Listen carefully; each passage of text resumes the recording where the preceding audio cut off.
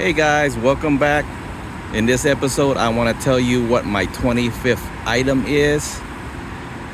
Before I continue, I'll just tell you straight out that it is underneath another equipment, so it's actually hidden. Let's take a look over to the side, to the rear of the bed.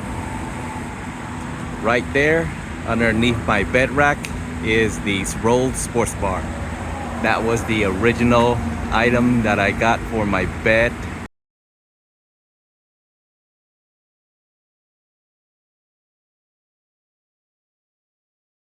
Underneath the bed rack, the sports roll bar.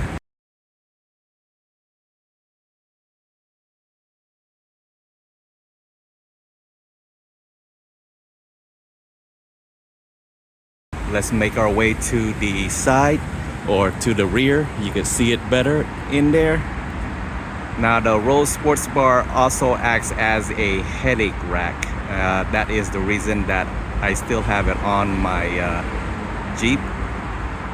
Not to mention also the bed rack, but the sports roll bar is there to hold in place and more firmly secure the bed rack, my tonneau cover, and also acts as a headache rack. Alright guys, there it is. Stay tuned for more. Peace.